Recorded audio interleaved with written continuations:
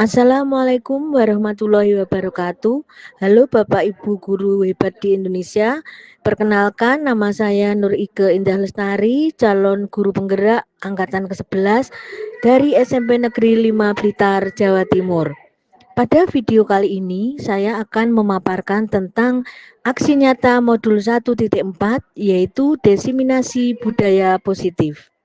Assalamualaikum warahmatullahi wabarakatuh. Selamat pagi, selamat bahagia kepada teman-teman, Bapak, Ibu yang ada pada acara hari ini. Yang kami hormati Kepala SMPN 5 Blitar, Ibu Dina Lestari SSI MPD. Yang kami hormati Bapak, Ibu Guru serta staf SMPN Negeri 5 Kota Blitar. Pada pagi yang cerah ini, alhamdulillah kita dapat berkumpul bersama dalam kegiatan pengimbasan calon guru penggerak angkatan 11 Kota Blitar SMPN 5 Kota Blitar.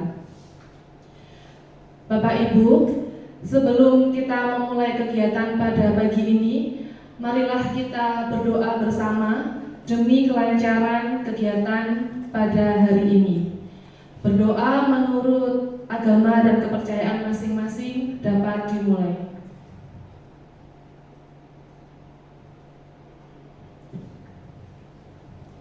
Berdoa selesai. Terima kasih. Untuk acara selanjutnya, sebelum kita memulai kegiatan, marilah kita menyanyikan lagu Indonesia Raya terlebih dahulu. Kepada Bapak Ibu dipersilakan untuk berdiri.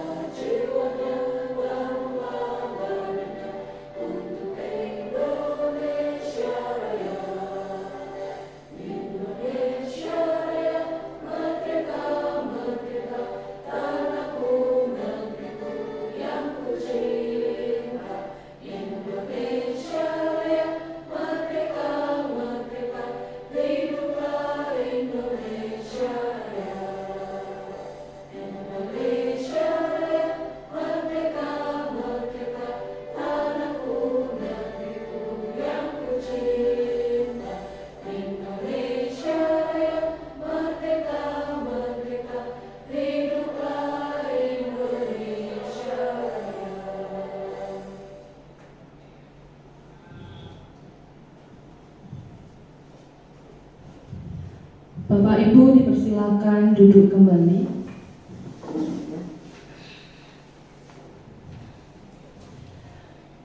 Sebelum memulai kegiatan pada hari ini, izinkan saya memperkenalkan terlebih dahulu ibu-ibu hebat calon guru penggerak dari SMPN Negeri 5 Kota Blitar. Yang pertama ada Ibu Setitia Sari Hartono SPD.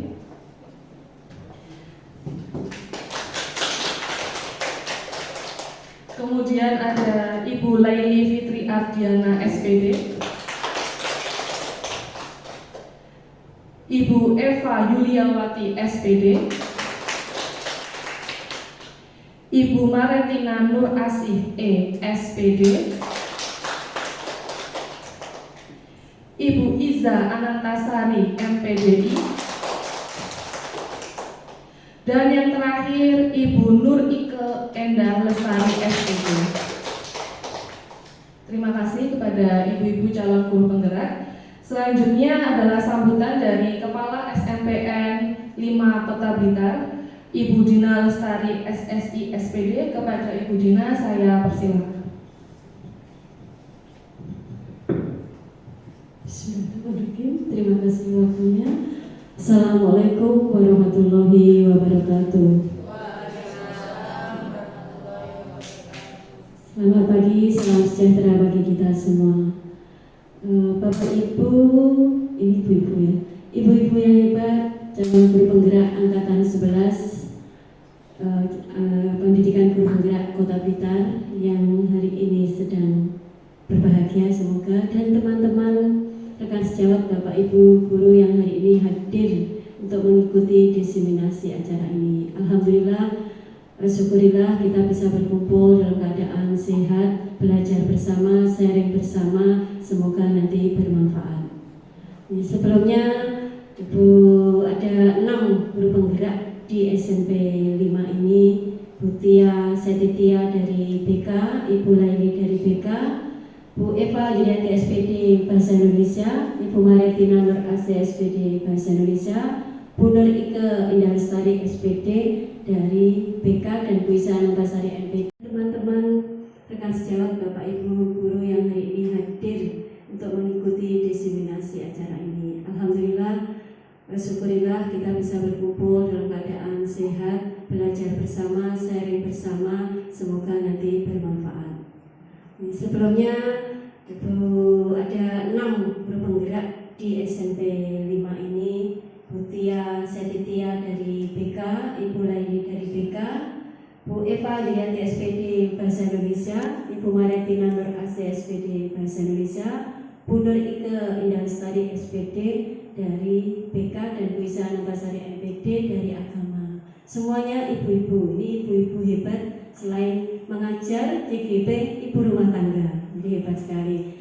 Dan alhamdulillah saya ucapkan juga selamat. Ini ibu-ibu sudah melewati mungkin sekitar 30% atau mungkin sepertiga perjalanan pendidikan guru penggerak yang dilaksanakan selama 6 bulan sampai di akhir modul 1 ya, teman-teman.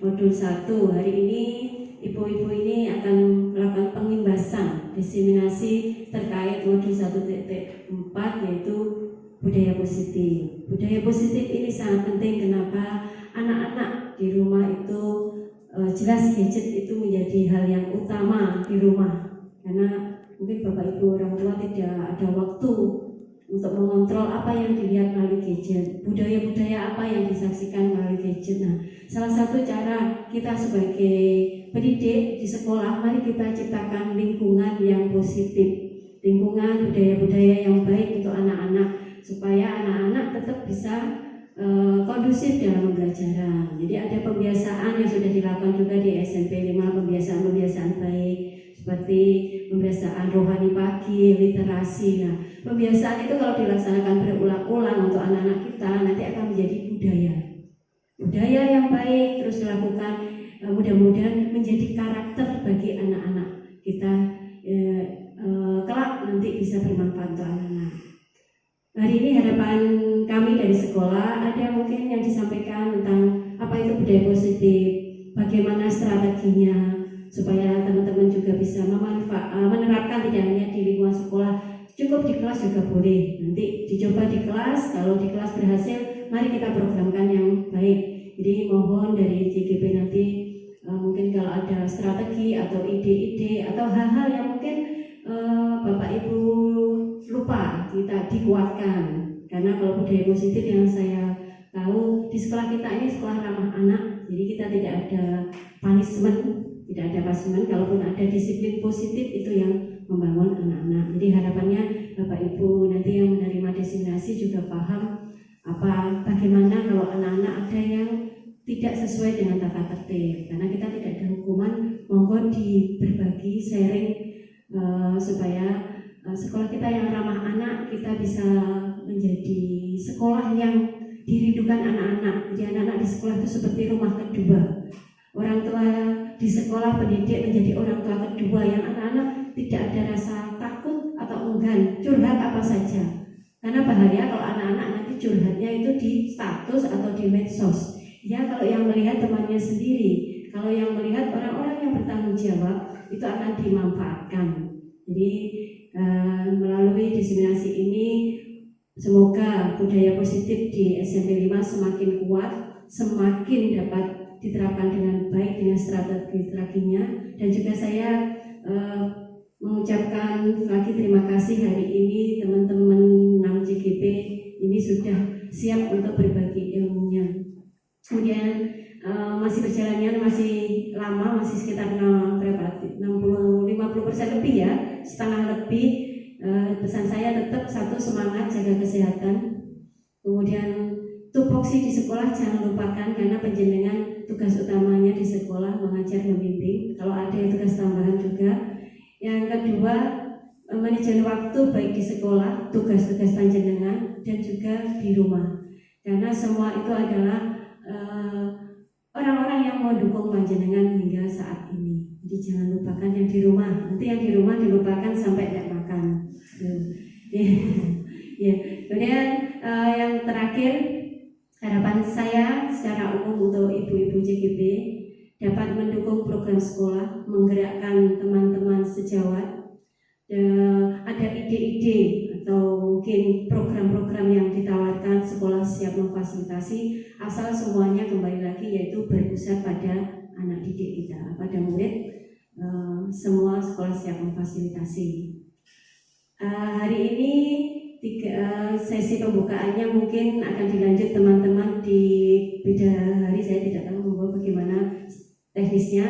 Harapannya kalau bisa peserta yang mengikuti diseminasi setiap CGP itu ada yang berbeda, karena materinya berbeda bersama. Nanti kalau yang mengikuti tetap saja nanti kurang banyak. Jadi mohon nanti waktu pelaksananya dibagi, yang sedang tidak mengajar nanti ikut diseminasi, kemudian bergantian sehingga 6 CGP itu bisa mengimbaskan pada seluruh warga sekolah. Dan untuk Bapak Ibu yang hadir sebagai peserta pengimbasan, mudah-mudahan mendapatkan hal yang bermanfaat, dapat diterapkan di kelas maupun di sekolah. Sekali lagi saya ucapkan selamat berproses untuk 6 ibu-ibu hebat. Semoga proses ini membawa barokah, ilmunya semakin bermanfaat untuk panjenengan dan sekitar, diimbaskan tidak hanya di sekolah, tapi kalau bisa juga di masyarakat dan di komunitas belajar panjenengan yang antar sekolah. Itu saja dari saya. Selamat mengikuti pengimbasan. Semoga berjalan lancar dan bermanfaat. Terima kasih. Ada kurang lebihnya saya mohon maaf. Wassalamualaikum warahmatullahi wabarakatuh.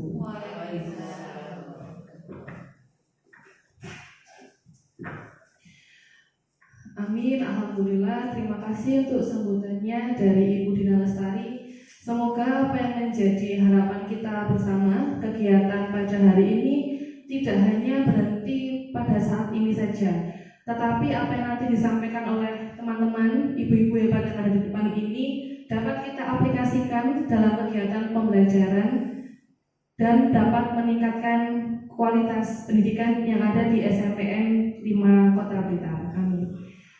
Untuk selanjutnya kita akan langsung masuk kepada pemateri atau pembicara kita yang pertama, yaitu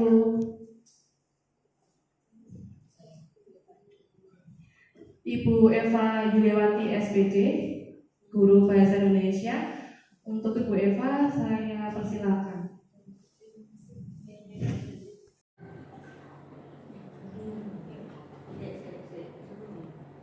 Assalamualaikum warahmatullahi wabarakatuh. Di sini kami bertiga. Yang pertama saya sendiri Lali Fitri Adiana, yang kedua Bu Ike, yang ketiga Bu Maret, akan berbagi diseminasi mengenai budaya positif. Untuk saya sendiri, mohon maaf saya berdiri, ibu-ibu. Ya. Untuk saya sendiri nanti akan menjelaskan mengenai disiplin positif dan nilai kebajikan universal. untuk Bu Ike akan menjelaskan mengenai keyakinan kelas, dan terakhir Bu Maret yaitu mengenai segitiga restitusi. Oke, langsung saja saya awali dengan pemaparan materi saya.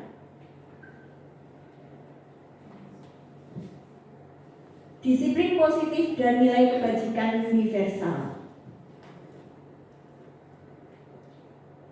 Sebelum kita memulai pembelajaran, saya ingin membuka wawasan ibu-ibu semua di sini. Saya ingin ibu-ibu mencari pasangan dua orang. Iya, mungkin Bu Ambar bisa dengan Bu Tia, bisa dengan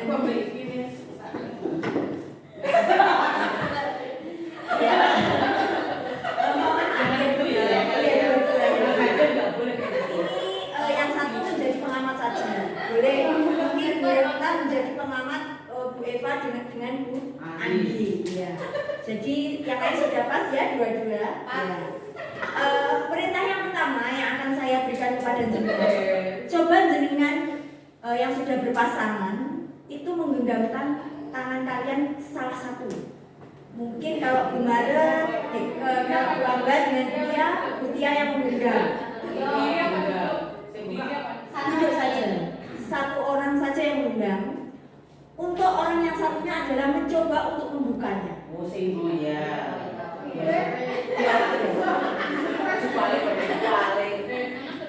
Silakan, mungkin ibu-ibu yang bagian membuka boleh membuka tangan temannya dengan mungkin ada intimidasi. Nanti tak kasih uang loh kalau kamu mau membuka tanganmu. Atau nanti tak cubit loh kalau kamu nggak mau membuka.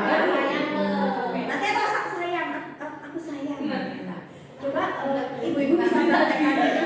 Saya detik ya. Ya begitu. Kuat untuk menggenggamnya. Oke, terima kasih. Oh itu gimana?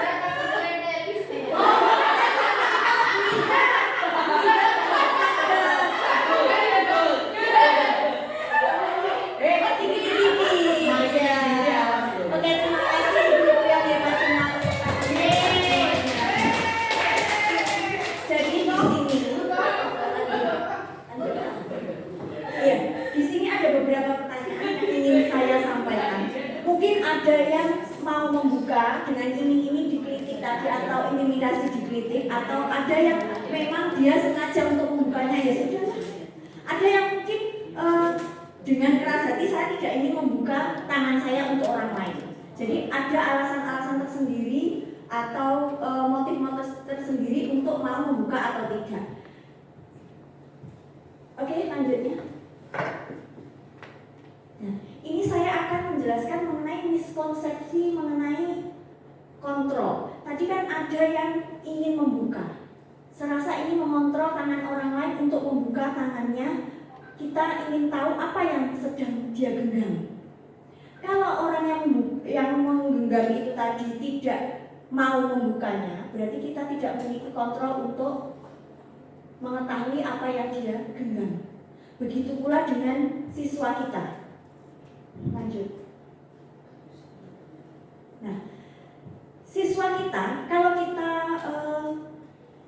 secara tidak sadar di lapangan itu, sebenarnya kita itu masih banyak yang di dalam atau mengikuti sistem kontrol. Jadi kita sebagai guru itu adalah mengontrol siswa. Jadi contoh salah satunya di sini adalah ilusi guru mengontrol murid. Yang kedua, ilusi bahwa semua penguatan positif lebih efektif dan bermanfaat. Yang ketiga, ilusi bahwa orang dewasa memiliki hak untuk memaksa. Dan yang terakhir adalah ilusi bahwa kritik dan membuat orang merasa bersalah dapat menguatkan karakter. Jadi ini adalah miskontrol atau salah kontrol kita kepada siswa. Kita merasa bahwa kita sebagai guru bisa mengontrol murid kita menjadi apa yang kita inginkan.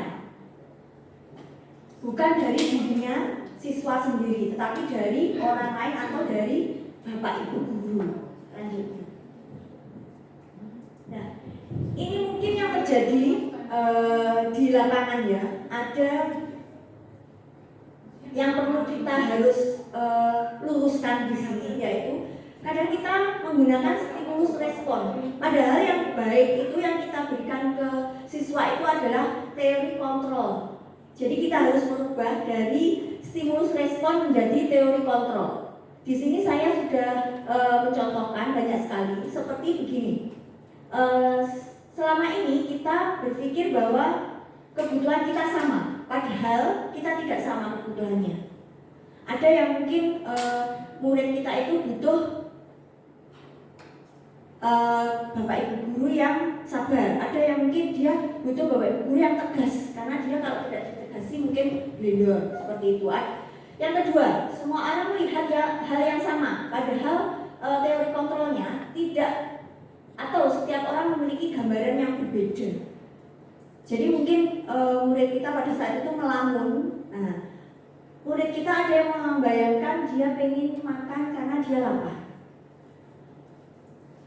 Murid yang satunya mungkin dia ingin pergi ke lapangan karena dia bosan di dalam kelas. Tetapi Bapak Ibu guru mungkin punya gambaran lain, anak itu tidak konsentrasi dalam hal belajar. Kita hanya melihatnya dalam sisi Bapak Ibu guru saja, tidak di sisi siswanya. Dan seterusnya. Lanjut. Nah, oleh karena itu kita harus menerapkan yang namanya disiplin. Makna disiplin sendiri itu adalah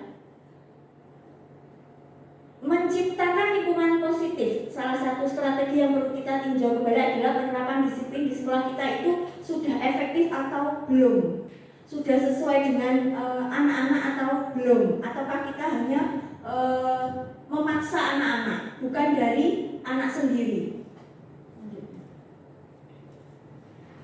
Tujuan dari disiplin positif sendiri adalah menanamkan motivasi pada murid-murid kita. Jadi motivasi yang ditanamkan kepada murid, yaitu untuk menjadi orang yang mereka inginkan dan menghargai diri sendiri dengan nilai-nilai yang mereka percaya atau mereka yakini.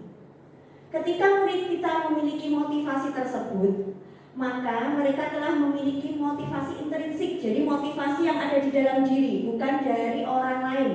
Sehingga dampak jangka panjangnya yaitu mereka tidak akan terpengaruh adanya hukuman atau hadiah. Contohnya tadi, kita ada yang menggenggam, ada yang membuka. Kalau dia punya disiplin atau motivasi di dalam diri sendiri untuk tidak mau membukanya, meskipun temannya itu mengiming-imingi ada uang, mungkin dicubit atau yang lainnya, dia tetap akan dengan pendiriannya untuk menggenggam tangan tersebut. Mereka akan tetap berperilaku baik dan berlandaskan nilai-nilai kebajikan, karena mereka tidak ingin menjadi orang yang mereka ingin menjadi orang yang menjunjung tinggi nilai-nilai mereka yang dianggap mereka untuk menghargai atau mencapai suatu tujuan yang mulia.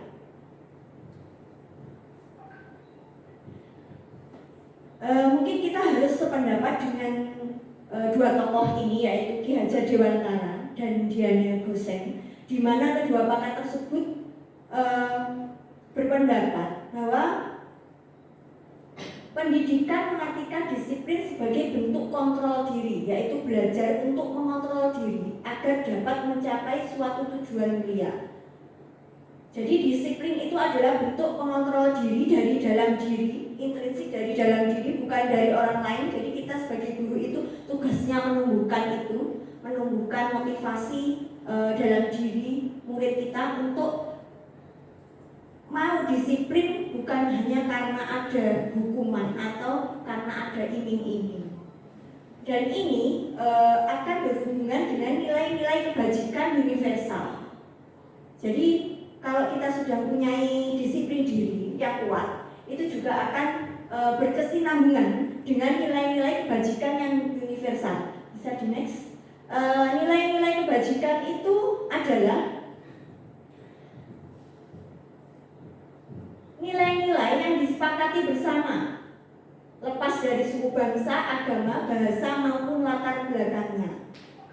Nilai-nilai ini merupakan payung dari sikap dan perilaku kita, atau nilai-nilai ini merupakan fondasi kita berperilaku. nilai-nilai kebajikan adalah sifat-sifat positif manusia yang merupakan tujuan mulia yang ingin dicapai oleh setiap individu. Jadi setiap orang pasti punya kebajikan, punya nilai-nilai yang tertanam di dalam diri, yang itu menjadi pegangan untuk diri, bagaimana dia akan bertindak atau melakukan sesuatu. Beberapa intuisi atau organisasi pendidikan, contoh di sekolah kita, itu sekarang itu telah memiliki nilai-nilai kebajikan yang mungkin sudah disepakati oleh bahkan tidak di sekolah kita saja, di seluruh Indonesia, yaitu salah satunya di sini saya adalah mengangkat nilai-nilai kebajikan dalam profil pelajar Pancasila. Profil pelajar Pancasila ini ada 6 nilai kebajikan. Yang pertama adalah beriman bertakwa kepada Tuhan Yang Maha Esa dan beramal mulia. Yang kedua adalah mandiri. Yang ketiga adalah bernalar kritis. Keempat berbineka global. Yang kelima adalah bergotong royong dan keenam adalah kreatif. Next. Jadi ini paparan dari saya mengenai mengenai disiplin positif dan nilai-nilai universal yang mungkin bisa kita tanamkan di dalam diri murid kita dan diri kita sendiri, bahwa motivasi itu sebaiknya ditanamkan dari dalam diri, bukan karena hukuman atau karena sebuah iming-iming. Jadi nanti kalau suatu ketika mereka mau melakukan sesuatu yang itu tidak sesuai dengan nilai dia akan menolaknya dan tidak akan melakukan hal yang tidak sesuai dengan apa yang menjadi nilai atau menjadi prinsip dari anak tersebut. Begitu, terima kasih dari saya. Bisa dilanjutkan, saya beri waktu kepada Bu Ike untuk memaparkan materi mengenai Bu Ike mungkin materinya mengenai keyakinan kelas. Terima kasih waktunya Bu Laili. Ibu-ibu semuanya mohon beri tepuk tangan untuk Bu Laili.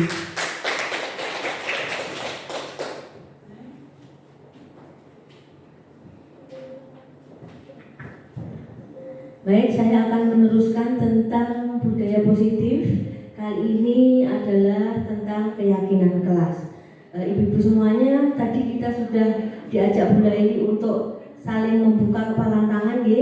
Kalau untuk saya, biar kita tidak ngantuk karena ini sudah jam-jam rawan, maka saya akan mengajak penjenengan untuk berhitung mawon. Nah, berhitungnya begini.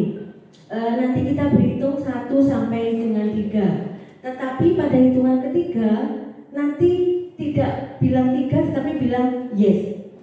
Oke, jadi 1, 2 yes. Kembali lagi 1, 2 yes. Begitu seterusnya, oke? Sampai panjenengan semuanya nanti di kloter terakhir. Oke, siap, oke? Oke. Sebelumnya saya pengen semangatnya panjenengan dulu. Coba saya bilang SMP 5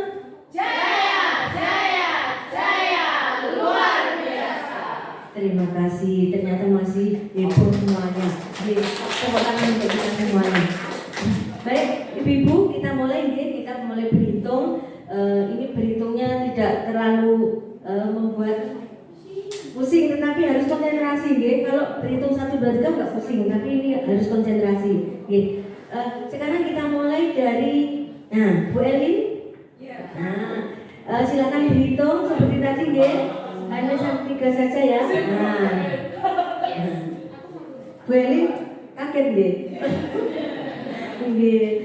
Monggo Bu Eli mulai berhitung. 2 yes 1 2 yes 1 2 yes 1. Apa jangan buat semuanya.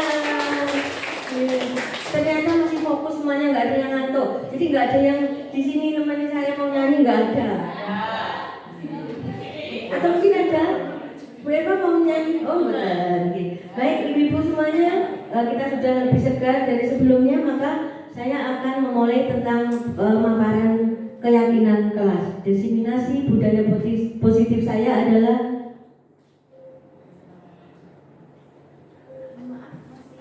Nggih, mohon maaf masih ada trouble sebentar.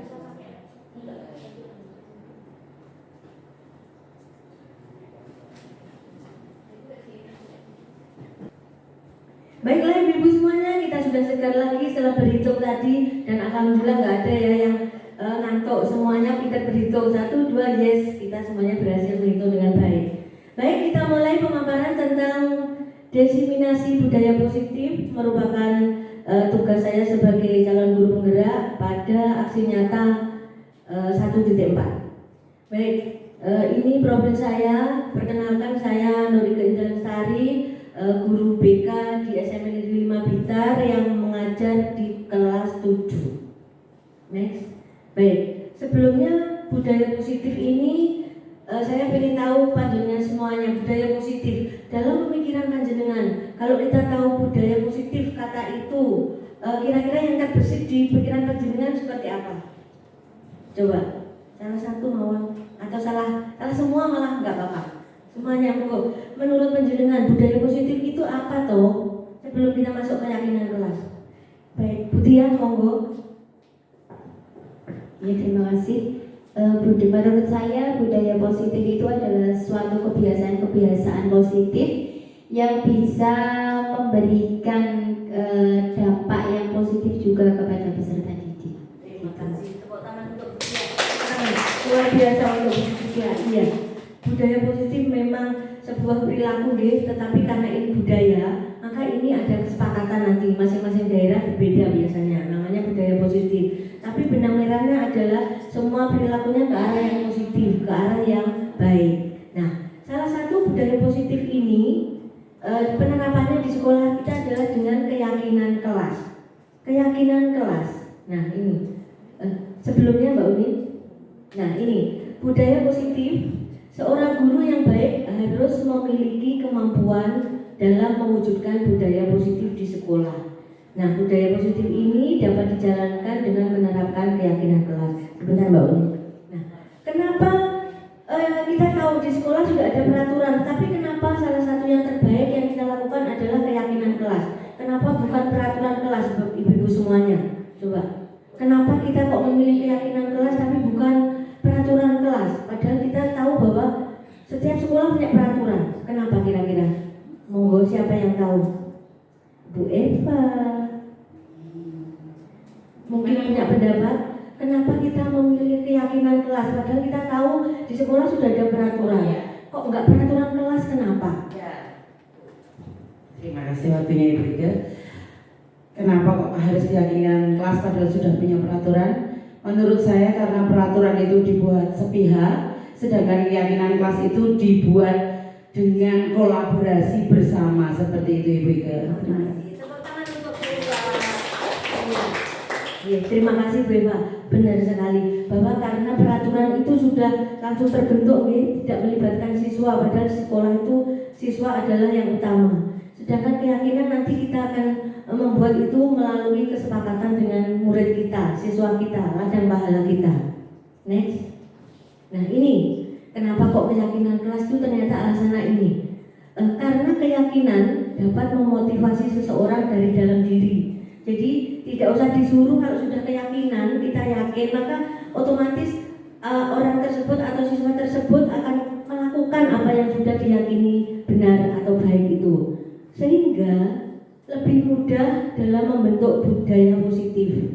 Dan ini bermanfaat pada pembentukan karakter siswa sebagai individu, baik di sekolah maupun di kehidupan sehari-hari. Jadi begitu pentingnya kita membentuk keyakinan kelas untuk para anak didik kita di sekolah. Next. Nah ini ibu-ibu semuanya. Sebenarnya apa toh keyakinan kelas? Kalau kita lebih fleksibel, lebih sering mendengar adalah peraturan. Nah ini kok keyakinan apa ya? Saya sendiri berkenalan dengan kalimat ini itu saat saya mengikuti pendidikan guru penggerak. Ternyata keyakinan kelas itu seperti ini, ibu-ibu. Keyakinan kelas itu berupa pernyataan-pernyataan yang universal. Universal itu umum, ya, yang mudah diingat. Jadi tidak perlu panjang-panjang, tapi mudah diingat. Kemudian juga mudah dipahami dan diterapkan di kelas, karena kita mengambilnya keyakinan kelas. Kemudian mewujudkan keyakinan kelas dengan adanya kesepakatan antara guru dan murid. Jadi keyakinan kelas ini nanti berlaku dalam kelas masing-masing mesti berbeda, tergantung situasi dan kondisi kita masing-masing di kelas. Mungkin kalau kita punya kelas unggulan, keyakinan kelasnya berbeda dengan kelas yang biasa saja. Jadi seperti itu. Yang penting ada kesepakatan antara kita dengan siswa. Kemudian pernyataan dalam keyakinan kelas nanti kalau sudah terbentuk ibu-ibu, dalam keyakinan kelas ini nanti yang muncul adalah kalimat positif. Jadi tidak bisa menggunakan kata tidak atau jangan. Tapi seandainya dalam membentuk awal keyakinan kelas ini anak-anak kita memberikan tulisan atau usulan berupa kata-kata yang masih ada tidak atau jangan, yang tidak apa-apa karena ini nanti berproses sampai kita yakin ini terbentuk keyakinan kelas. Baru dari situ kita memakai kalimat yang positif. Next. Nah, ini langkah-langkah Bapak Ibu, langkah-langkah atau triknya, strateginya biar keyakinan kelas itu bisa kita laksanakan. Karena dalam keyakinan kelas itu memerlukan waktu jika kita terlalu bertele-tele. Maka ada sebenarnya 3 saja sudah cukup, tapi 5 ini adalah yang kenapa saya beri warna lain nomor 4 dan 5 ini hanya untuk penguatan saja. Kalau langkah-langkahnya ada yang di nomor 1, 2, dan 3. Tapi antara 4 dan 5, 1, 2, 3 tetap berkesinambungan. Yang pertama adalah memunculkan peraturan-peraturan yang perlu ditaati warga kelas. Jadi sebelum kita ke arah keyakinan kelas, dalam membentuknya ini di awalnya adalah kita mengarahkan anak-anak untuk berpikir bahwa dia sekolah di sini, contohnya SMP 5, dia punya peraturan apa.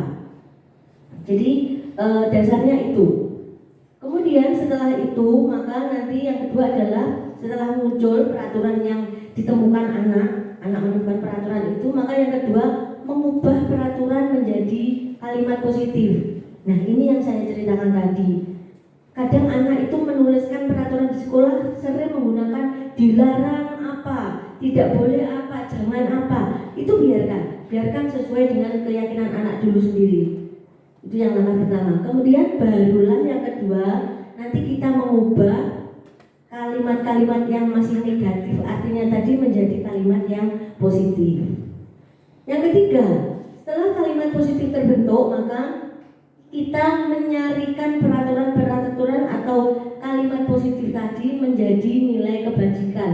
Menyarikan itu maksudnya disimpelkan, dicari kata-kata yang ini nanti muncul di nilai kebajikan yang mana, poin mana. Nanti kita temukan di situ.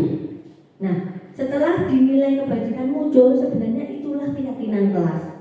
Sudah terbentuk sebenarnya. Tetapi ada poin keempat, kita berdiskusi pendalaman keyakinan kelas ini. Pendalamannya ini menggunakan tabel T dan Y untuk apa? Agar kita sebagai guru dan juga siswa tahu yang boleh dilakukan ini loh, kasarannya begitu yang nggak boleh dilakukan ini loh, begitu. Kita buat ke tabel.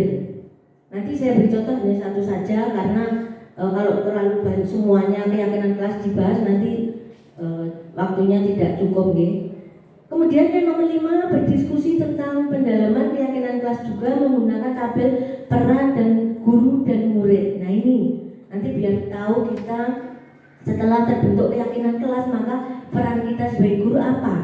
Karena kita yang membuatnya juga, kita sebagai guru juga harus melakukan perannya berdasarkan keyakinan kelas. Kemudian perannya murid apa? Maka murid juga harus tahu keyakinan yang telah dibentuk itu dibuat bersama tadi mereka harus bagaimana. Nah itu. Kemudian next. Nah ini dari yang tadi langkah-langkahnya kita uraikan satu-satu dulu. Yang pertama tadi memunculkan peraturan-peraturan yang ditaati warga kelas. Nah ini contohnya ini sudah ketemu misalnya. Tapi penjenengan nanti di lapangan di kelas bisa menggunakan misalnya post-it atau apa gitu, diberikan ke anak-anak masing satu-satu, kemudian anak disuruh menuliskan peraturan apa ya yang kira-kira cocok untuk kegiatan di kelasnya, di dalam kelas itu apa. Nah, menurut saya ini kira-kira anak-anak sering mengetahui ini Bapak Ibu, tidak boleh terlambat datang sekolah. Anak-anak mesti tahu itu karena mungkin selama ini sebelum kita mengetahui bahwa kita nggak boleh menghukum siswa, kita taunya anak-anak takutnya aku lek telat aku dihukum, lek telat disuruh dihukum lari keliling lapangan misalnya. Jadi yang pertama terbesit di anak-anak mestinya peraturannya adalah tidak boleh terlambat datang ke sekolah. Kemudian yang kedua tidak boleh membuang sampah di dalam kelas. Nah ini. Ketiga tidak boleh berkata jorok. Nah ini yang sering tanpa kita sadari bahasa planetnya anak-anak itu sering muncul. Kita hanya kadang mengelus dada. Nah refleksnya itu loh dicaplek kocone loh. Kadang refleksnya bahasa planetnya yang muncul. Gini apa mboten Ibu? Iya itu. Iya. Kemudian yang keempat contohnya tidak boleh ramai saat pembelajaran. Nah, ini kadang ada yang terganggu kalau temannya ramai, nah maka dia bisa menulis itu. Kemudian yang kelima tidak boleh keluar kelas tanpa izin. Nah ini kebiasaannya nanti kalau keluar kelas teman-temannya biasanya ditinggal gurunya gitu aja sudah lap-lap hilang ya Bapak Ibu ya. Jadi ini nanti itu yang muncul sebagai peraturan yang diketahui anak di awal. Nah kemudian lanjut. Nah ini Ibu-Ibu dari peraturan yang tadi, jadi yang kedua poinnya adalah langkah kedua mengubah peraturan yang tadi yang ditemukan anak-anak tadi itu menjadi kalimat positif. Kalimat positif seperti apa? Yaitu yang pertama, tidak boleh terlambat datang ke sekolah. Kesannya kalau nggak boleh itu kok kalau letter lek harus begini, lek enggak ya enggak. Nah, terlalu ekstrim.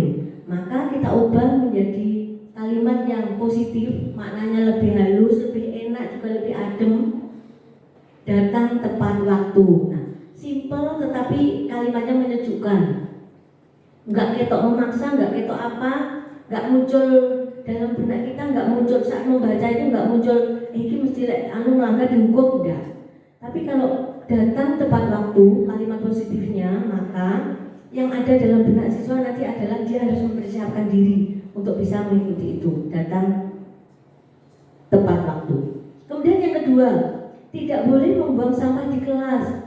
Ada kata tidak boleh juga, maka ini bisa kita ubah menjadi kalimat positifnya adalah membuang sampah pada tempatnya. Itu lebih indah juga kalimatnya. Kemudian yang ketiga, tidak boleh berkata jorok. Nah ini, tidak boleh berkata jorok, ini bisa kita ubah kalimat positifnya adalah berkata sopan. Kemudian yang keempat, tidak boleh ramai saat pembelajaran. Maka kalimat positif yang terbentuk adalah fokus pada pembelajaran. Dan yang terakhir, tidak boleh keluar kelas tanpa izin. Maka kita ubah menjadi kalimat positif, minta izin jika keluar kelas. Itu, Nah ini langkah yang ketiga, yaitu mengubah kalimat positif menjadi nilai-nilai kebajikan.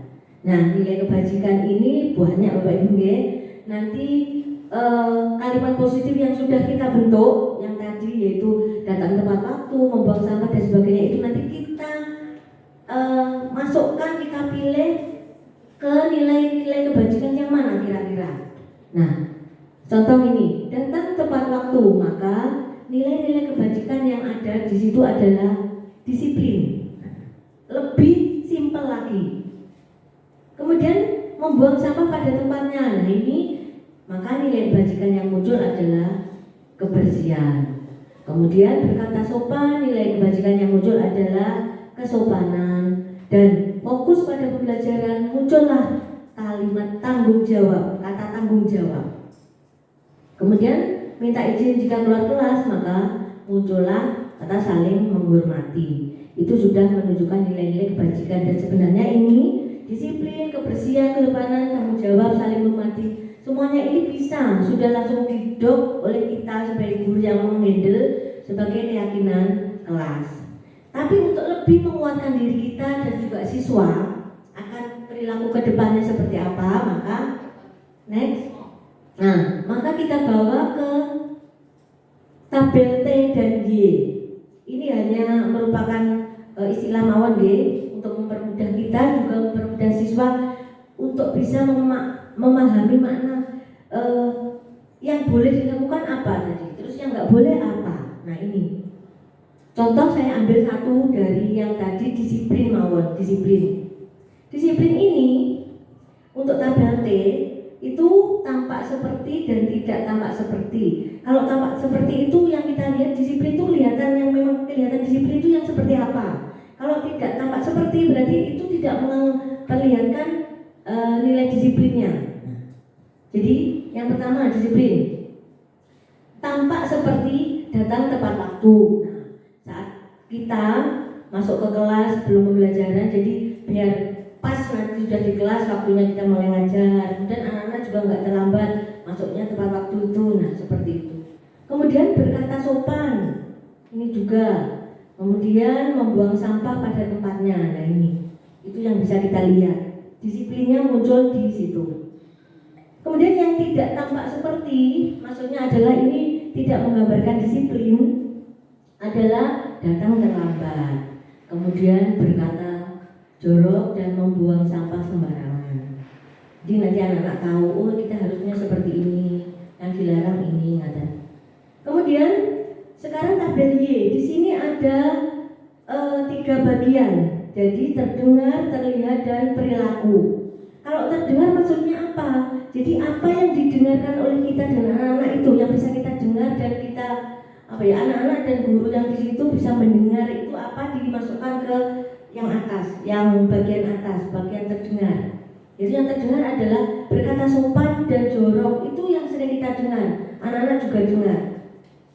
Karena itu adalah verbal ungkapan, jadi kita mendengarnya. Kemudian yang kita lihat apa di perilakunya, yaitu datang tepat waktu dan datang terlambat itu kelihatan. Kalau yang datang tepat waktu juga kelihatan, yang terlambat juga kelihatan. Nah itu yang terlihat oleh mata kita. Kemudian perilaku, nah ini perilakunya siswa ataupun juga bisa kita yang kita lihat. Jadi baik kita, ya. Ini adalah membuang sampah pada tempatnya. Yaitu tulisannya double, mohon maaf hanya satu itu sebenarnya, membuang sampah pada tempatnya. Atau mungkin bisa juga di perilaku adalah membuang sampah sembarangan, itu juga kita di perilaku juga kelihatan itu. Next. Nah ini pendalaman keyakinan yang kesekian kali, yaitu yang ketiga itu yang ini, tabel peran guru dan murid. Jadi kalau ini nanti kita laksanakan, maka kita tahu peran kita seperti apa, peran siswa seperti apa. Jadi kita nggak pehe-pehan gitu, nggak harus siswa saja yang melakukan atau guru saja yang melakukan, tapi keyakinan kelas tadi benar-benar kita lakukan bersama-sama. Contohnya adalah ini. Guru tugasnya apa sebelah kiri, kemudian murid tugasnya apa sebelah kanan. Ini adalah guru tugasnya dalam hubungannya dengan peran, maka guru itu datang tepat waktu memberi contoh. Karena kita guru digugu dan ditiru di Jawa itu seperti itu. Jadi apapun yang kita lakukan semuanya akan melihat kita. Kemudian memberikan motivasi murid membuang sampah pada tempatnya. Ini juga peran kita, tugas guru juga. Jangan kalau ada anak membuang sampah sembarangan kita diam. Maka kita ingatkan, karena apa? Keyakinan kelas yang sudah terbentuk tadi ada itu di dalamnya.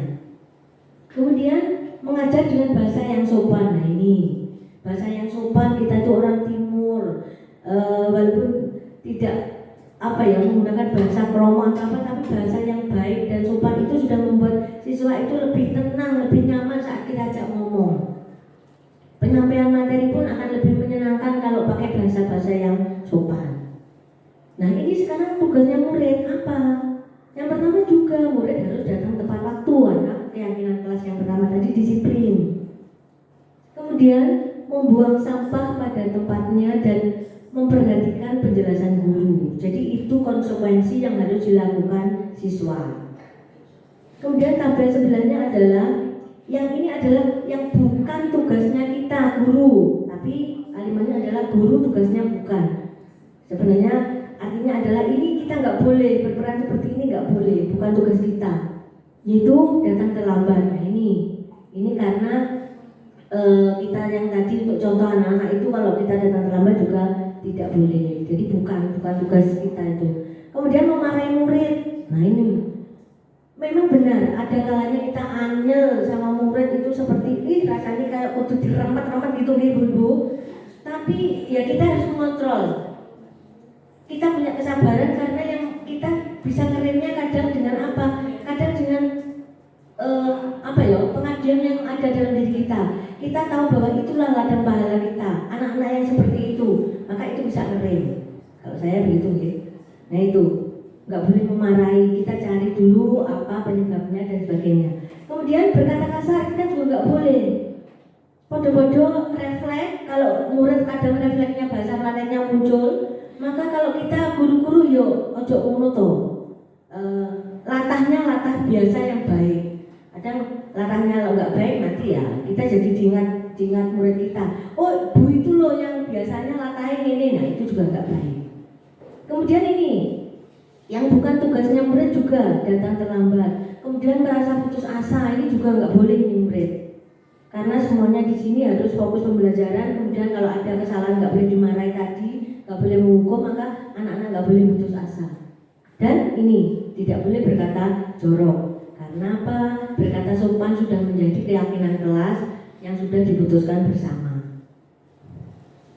Nah ini yang sudah kita tunggu-tunggu, kita sudah sampai di akhir, yaitu tentang keyakinan kelas. Jadi betapa pentingnya kita membentuk keyakinan kelas agar nanti proses pembelajaran bisa berlangsung dengan baik. Kita juga senang, anak-anak juga senang. Jadi pembelajaran yang berpihak pada murid itu benar-benar bisa kita laksanakan. Dan inilah kunci kenapa kita harus jadi guru yang bisa dirindukan oleh murid.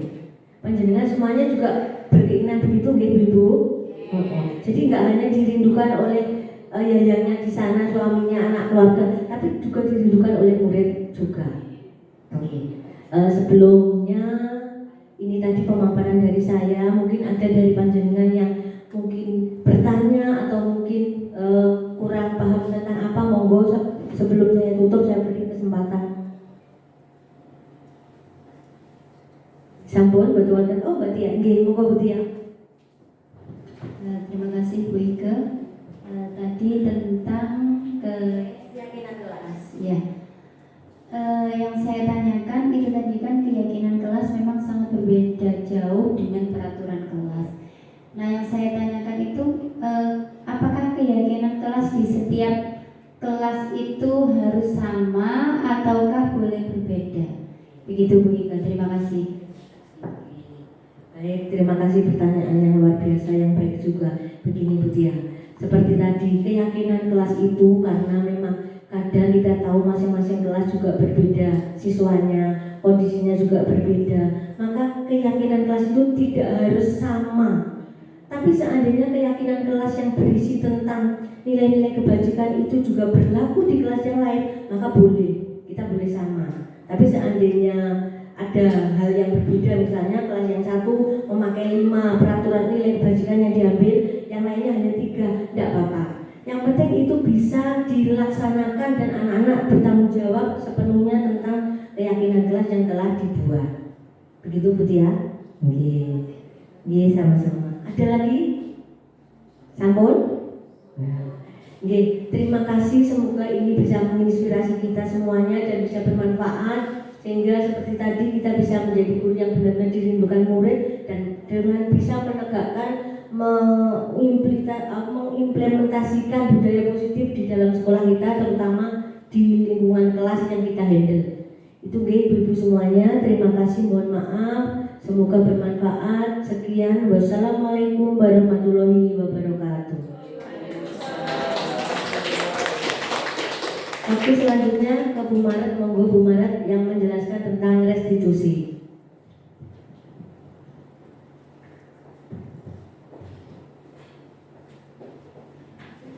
Ya, terima kasih Bu Ike. Tadi pemaparan tentang keyakinan kelas sudah sangat jelas nih Ibu-ibu. Oke. Kemudian ini saya nanti akan menjelaskan tentang segitiga restitusi. Apa toh itu segitiga restitusi? Sebelum itu, Ibu-ibu, saya ngantuk. Jenengan ngantuk apa mboten? Ngantuk. Iya, tidak ngantuk, biar semangat. Mohon maaf berdiri dulu nggih, Ibu-ibu. 1 2 3 4 5 ganjel nggih. Mohon maaf Bu Kuning bisa bergabung dengan Oh, Bu Laili mau bergabung, monggo silakan. Pilih Bu Ambar, nggih monggo. Silakan bergabung dua-dua mencari pasangannya sendiri-sendiri, ibu-ibu. Sudah mendapat semua. Nah, kita nanti akan bermain mendekat, menjauh, dan tangkap. Ada 30 ibu-ibu. Mendekat, menjauh, tangkap.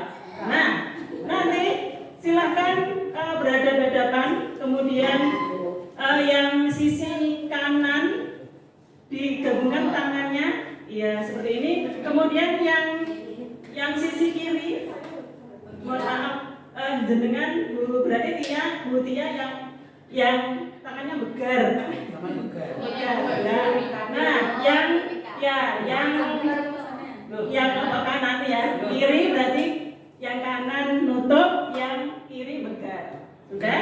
Ya, di depan dada semua. Sudah? Jangan ditempelkan dulu Bu, belum ada begar. Nah, sudah? Nah, setelah itu nanti kalau saya beri aba-aba menjauh, berarti yang tangannya tidak tempel tadi menjauh. Terus, iya, kalau nanti mendekat, berarti tangannya mendekat. Tapi yang menengahi, diam saja ya. Terus, kemudian nanti kalau tangkap, nah tangan temannya yang tadi, ya itu ditangkap. Seperti itu ya. Ya menghindar apa buatan ibu-ibu? Ya biar tidak tertangkap harusnya menghindar atau pasrah saja. Oke, mulai ya. 1, 2, 3, menjauh. Menjauh. Enggak, bulat dia tetap. Oke.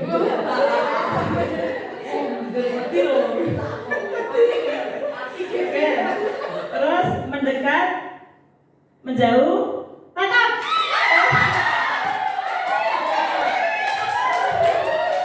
Siapa yang tertangkap? Oh, tidak ada. Bisa bergantian. Gantian ya. Berarti yang tadi tangannya tidak rapat. Apa-apanya? Mendekat, menjauh, menjauh, mendekat, menjauh, tangkap.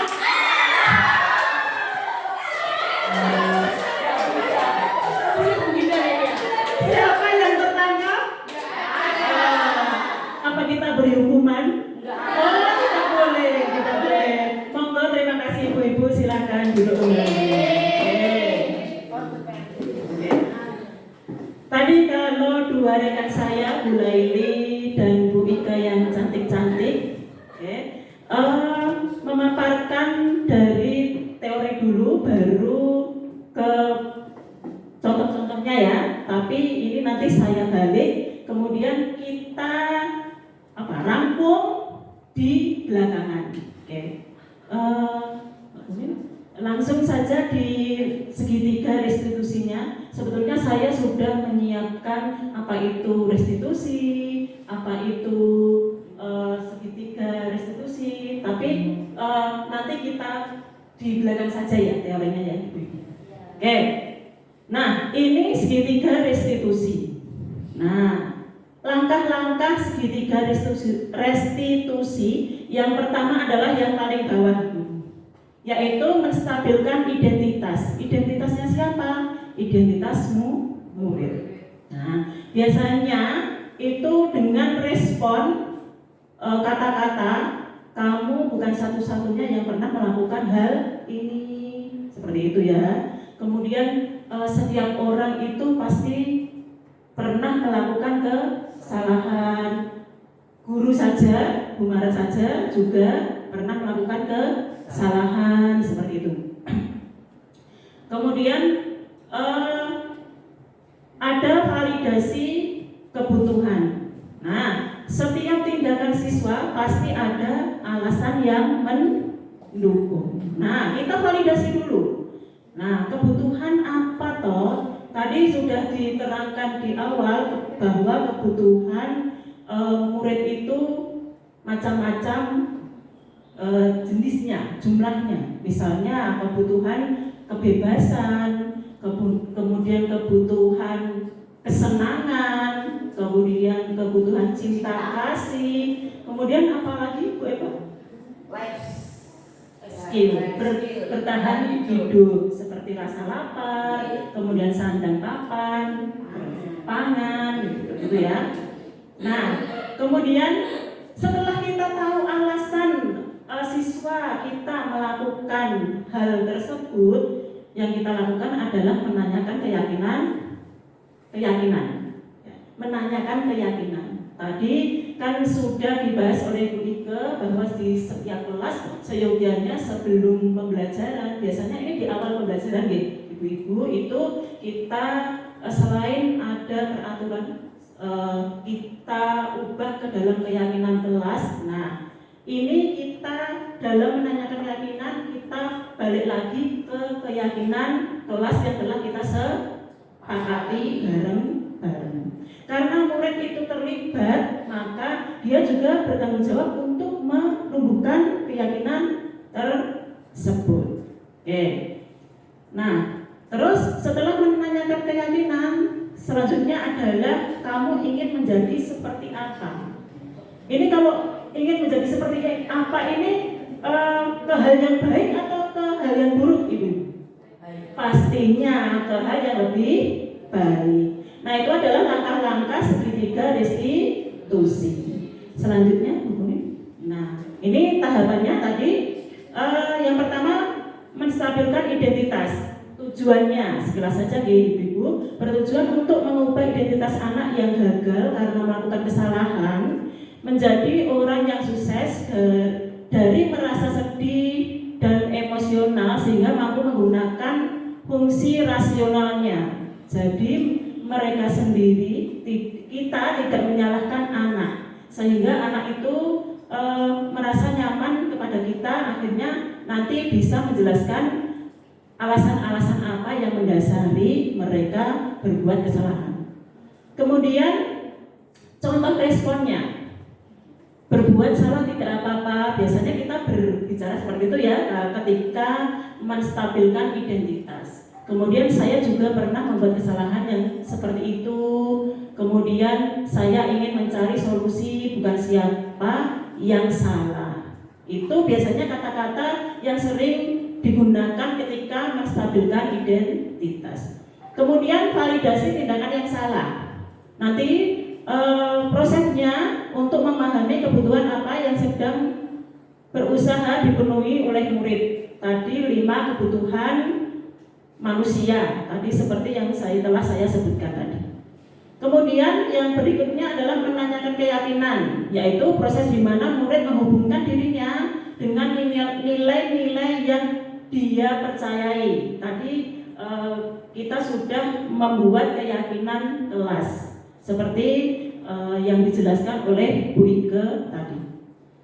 Kemudian biasanya contoh responnya atau kata-kata yang diucapkan guru adalah nilai apa yang kita percayai, kemudian apa keyakinan kelas kita. Nah, menanyakan hal-hal seperti itu, balik lagi ke keyakinan kelas. Oke, lanjut lagi ke kasus.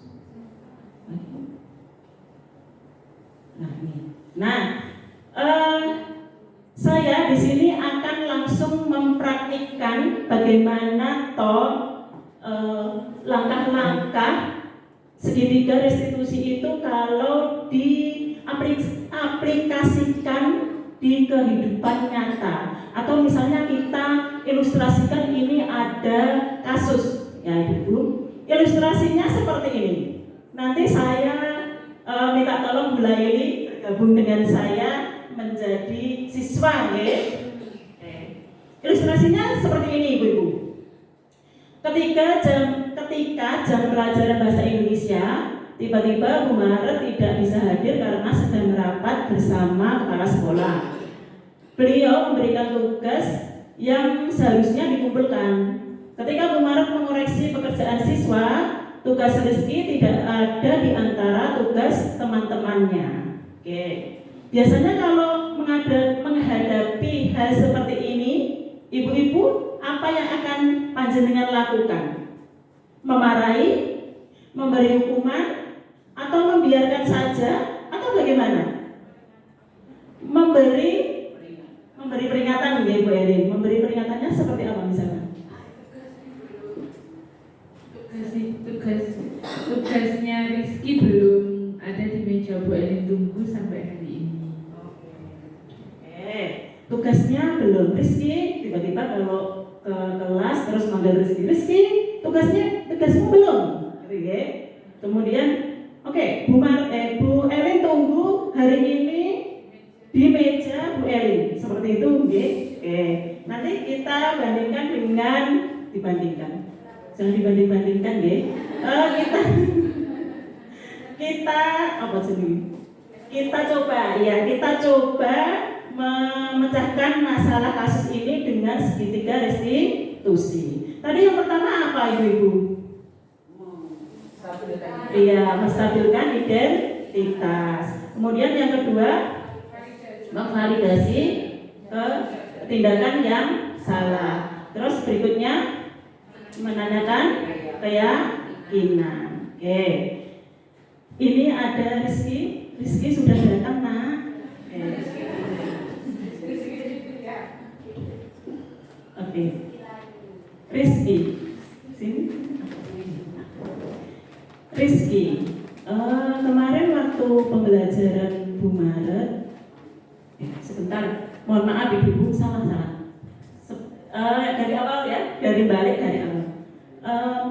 Rizky, Nak, kira-kira kamu Bu Maret panggil ke sini, kira-kira kamu tahu tidak kenapa? Karena saya tidak mengumpulkan tugas seperti teman-teman yang lain, Maret. Oke, berarti kamu sudah tahu.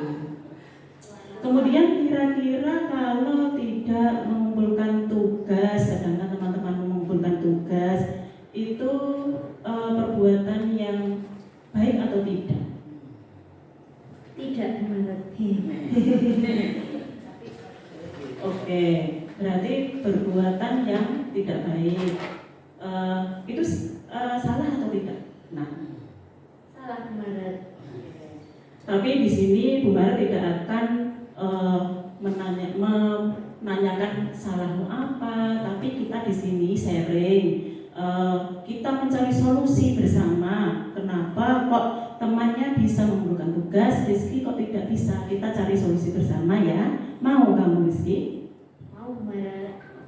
Semua orang itu pasti pernah berbuat kesalahan ya. Tidak terkecuali Maret juga pernah berbuat kesalahan. Teman-temanmu juga. Nah, ini pas kamu. Nah, semua orang itu pasti pernah melakukan kesalahan. Tapi Bu Maret pengen tahu alasan kamu. Tolong diceritakan ya Rizky, alasan kamu kenapa kok tidak mengerjakan tugas itu, kenapa? Jadi tadi kan Bu Maret datang ke kelas, terus memberi tugas. Saya kira Bu Maret di kelas membimbing kita belajar. Ternyata Bu Maret hanya meninggalkan kelas terus dikasih tugas. Teman-teman semua serius mengerjakan, saya bosen, jadi saya tinggal tugas itu. Terus saya ke kantin Bu Maret beli makan di sana sampai jamnya habis.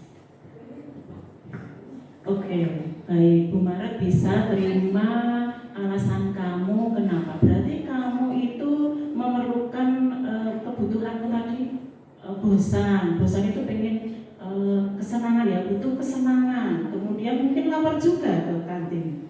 Berarti kebutuhan untuk bertahan hidup ya. Oh, belum sarapan, iya. Terus ditambah bosan di kelas, jadi Rizky pergi ke kantin. Iya. Nah, tapi kamu tahu kalau itu perbuatan yang tidak baik, Nak? Sebenarnya tahu Bu, tadi di kantin pun saya juga sebenarnya berdebat-debat nanti kalau ada Pak Pakai gimana ya. Saya akhirnya makannya itu di bawah mejanya Pak Kantin, jadi biar tidak kelihatan. Pinter banget kamu. Iya. Terus hal itu, kira-kira keyakinan kelas apa yang tidak sesuai dengan perilaku perilaku kamu tadi? Apa ya Bu? Tidak disiplin mungkin ya kemarin ya. Tidak disiplin, terus kurang bertanggung jawab. Mungkin itu tidak disiplinnya karena harusnya saya mengerjakan tugas, saya keluar kelas. Saya tidak bertanggung jawab, harusnya saya mengerjakan tugas, saya tidak mengerjakan. Terus kira-kira solusi apa yang bisa kamu ambil? Solusi apa ya? Biar kamu tidak terlewat lagi tugasmu. Nanti kalau terlewat kan penilaian kamu, asesmen kamu kan menjadi kurang ya nak. Apa ya Bu? Yang tadi kan pertama saya itu belum makan. Yang kedua itu karena saya bosan. Kalau belum makan mungkin saya akan beli nasi dulu sebelum berangkat sekolah karena mama saya itu nggak masak. Terus untuk bosannya itu mungkin karena waktu bahasa Indonesia itu kan lama. Jadi meskipun saya mengerjakan ya disambi bermain tapi tetap di dalam kelas. Gitu mungkin begitu. Ya itu sambil mengerjakan harus sampai selesai. Jadi meskipun diselingi dengan bermain, saya harus tetap bertanggung jawab dengan tugas saya sampai selesai dan mengumpulkan seperti teman-teman yang lain. Oke, berarti itu solusimu ya. Kalau perutnya lapar, berarti pagi tidak makan, kamu harus beli nasi dulu, ya biar semangat ya belajarnya. Kemudian sambil bermain di kelas saja, biar tugasnya selesai. Seperti itu ya tadi ya. Oke. Kira-kira kapan waktunya itu bisa kamu lakukan mesti? Mulai hari ini Maret karena saya baru menyadari bahwa perbuatan itu apa ya merugikan saya sih karena saya akhirnya harusnya sudah selesai tugasnya sekarang saya belum selesai harus mengerjakan sendiri tidak ada temannya jadi saya tidak akan mengulang lagi itu Maret untuk pelajaran Maret dan yang lainnya. Oke, nanti untuk tugasnya silakan kamu ke perpustakaan, kemudian dikerjakan. Setelah itu dikumpulkan ke Bu Maret ya. Kemudian Bu Maret doakan kamu setelah ini bisa menjadi anak yang lebih baik lagi. Kemudian lebih rajin lagi. Tetap sehat, tetap semangat. Terima kasih Rizky. Saling dulu. Iya.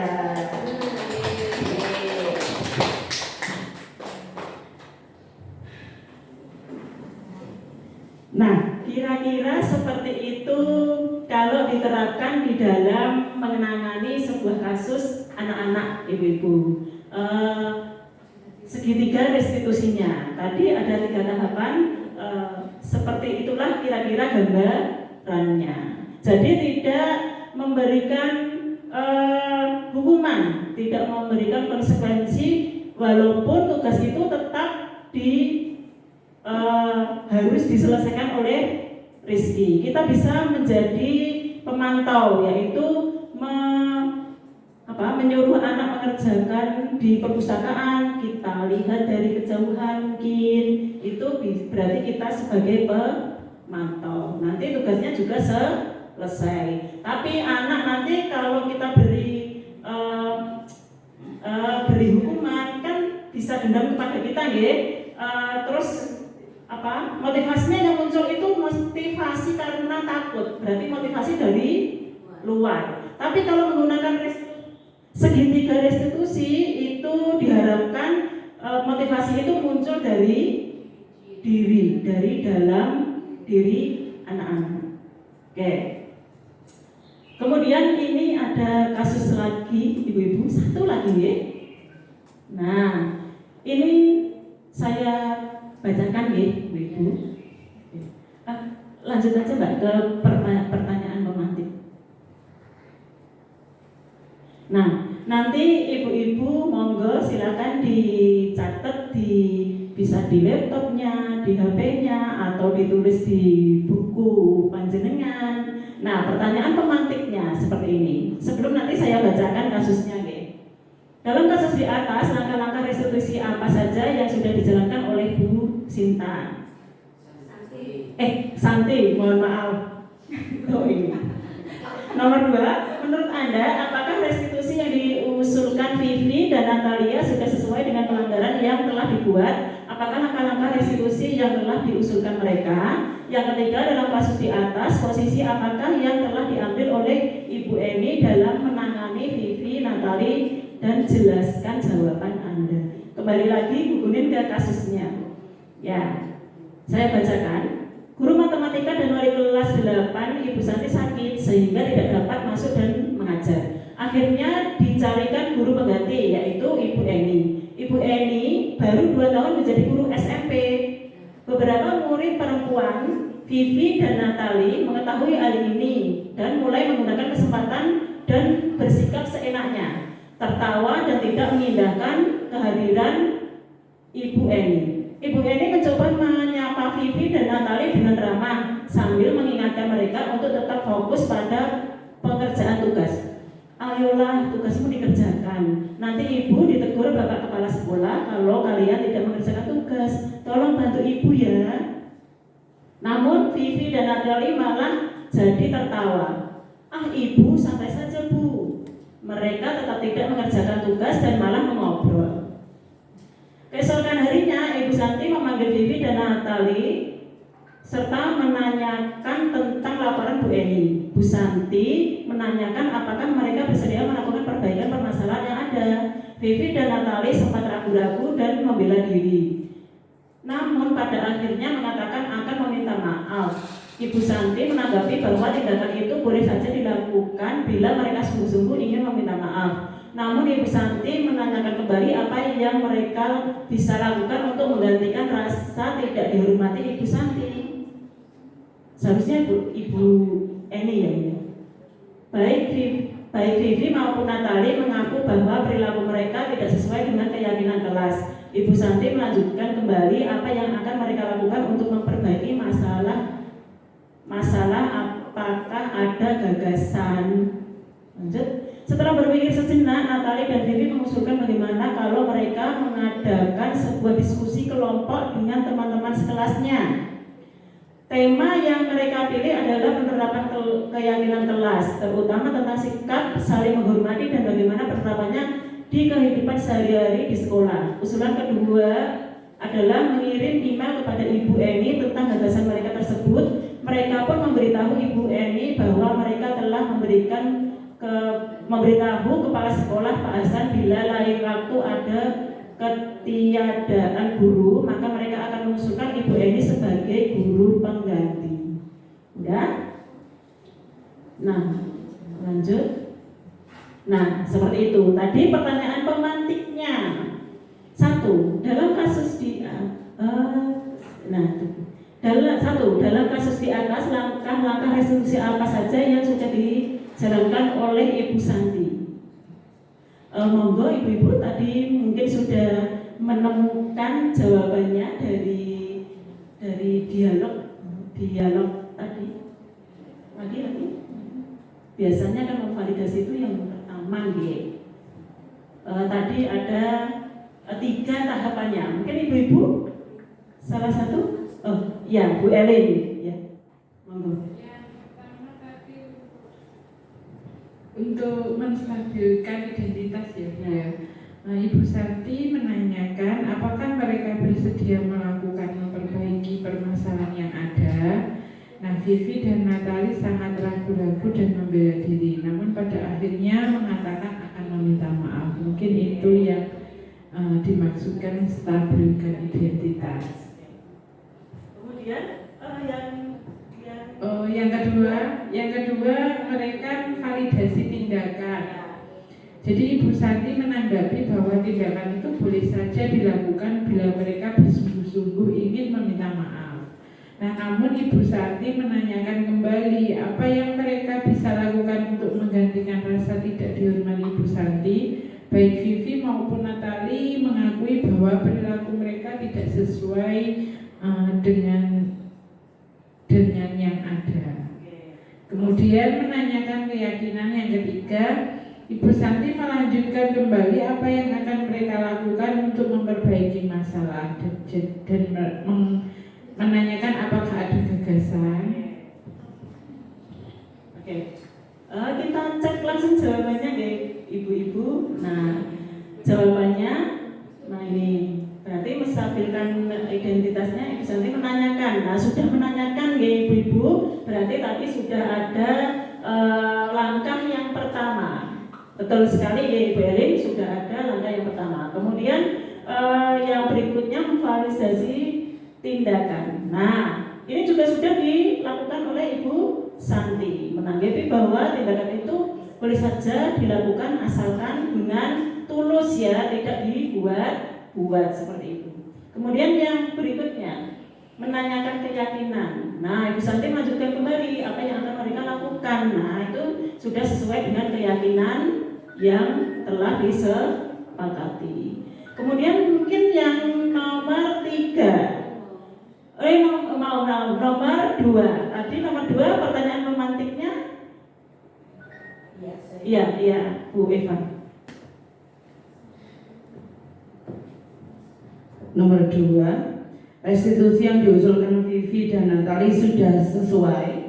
Langkah mereka adalah yang pertama mengadakan sebuah diskusi kelompok dengan teman-teman sekelasnya, yaitu memilih tema keyakinan kelas, terutama tentang sikap saling menghormati dan bagaimana penerapannya di kehidupan sehari-hari.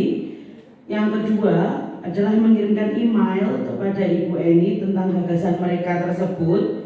Mereka pun memberitahu Ibu Eni bahwa mereka telah memberitahu kepala sekolah, yaitu Pak Hasan, bila lain waktu akan ketiadaan guru maka mereka akan mengusulkan Ibu Eni. Seperti itu Bu Maret. Terima kasih Bu Eva, tampaknya sudah mulai paham dengan segitiga restitusi ini. Kemudian pertanyaan pemantik yang nomor 3. Enggak usah, sudah betul jawaban Bu Eva tadi ya. Kemudian pertanyaan pemantik yang nomor 3. Mungkin ibu-ibu, oh iya, Bu Tia, monggo. Terima kasih untuk kesempatannya Bu Maret. Jadi di pertanyaan nomor 3 itu kan posisi apa yang telah diambil oleh Bu Eni? Posisi yang pertama itu adalah posisi pembuat merasa bersalah, karena Bu Eni dapat dilihat ketika Bu Eni mengatakan, ayolah nak, bantu ibu, nanti ibu seperti ini begitu. Terus kemudian ada juga posisi yang kedua, yaitu sebagai teman dengan Ibu Eni mengatakan, tolong ibu ya, seperti itu. Itu jawaban dari saya. Terima kasih. Satu saja Bu Setia mohon ya. Nah, betul sekali tadi dialognya sudah jelas di ibu-ibu, berarti Bu Eni itu menjadi seorang teman dan apa tadi Bu? Teman dan membuat merasa bersalah. Oke. Tapi kalau kita menggunakan segitiga restitusi, berarti kita sebagai apa? Sebagai apa Ibu? Sebagai penghukum, membuat merasa bersalah. Iya, betul sekali. Seperti filosofi KHD ya Jadiwantoro, bahwa mendidik itu harus berpusat pada murid, karena murid itu bukan kertas kosong ya. Dia lahir itu sudah memiliki keunikannya sendiri. Maka kita dituntut untuk menjadi among, yaitu menuntun mereka sesuai dengan kodratnya ya. Kita sebagai guru berarti harus menuntun sebagai manajer. Seperti itu ibu-ibu. Nah, mungkin sebelum saya tutup bisa menyimpulkan berarti apa itu restitusi dengan segitiga restitusinya. Berarti restitusinya itu apa? Restitusi berarti apa, Ibu? Restitusi apa? Iya, menyelesaikan masalah tanpa masalah. Itu enggak. Oke, betul sekali. Menyelesaikan masalah dengan goalnya nanti akan siswa itu menjadi lebih baik, gitu ya. Kecuali nanti kalau sebagai penghukum dia tidak timbul motivasinya itu tidak dari dalam diri, tapi takut. Nanti kalau ketakutan bilang dia akan kembali lagi. Tapi kalau dengan segitiga restitusi kita mengubah secara perlahan-lahan. Memang sulit ibu-ibu, tapi kita mari. Saya, kemudian Bu Ike, kemudian Bu Laili sebagai guru penggerak ingin menggerakkan kita semua bareng-bareng ke arah yang lebih baik. Mungkin dari saya cukup sekian tentang segitiga restitusi. Terima kasih ibu-ibu yang cantik-cantik dan hebat-hebat. Salam dan bahagia. Dari saya cukup sekian. Wassalamualaikum warahmatullahi wabarakatuh. Nah, Bapak Ibu guru hebat semuanya, demikian tadi pemaparan saya tentang aksi nyata modul 1.4 yaitu diseminasi budaya positif. Semoga video ini bisa bermanfaat dan menginspirasi kita semuanya. Demikian, salam guru penggerak. Semoga tergerak, lekas bergerak, dan mari menggerakkan. Wassalamualaikum warahmatullahi wabarakatuh.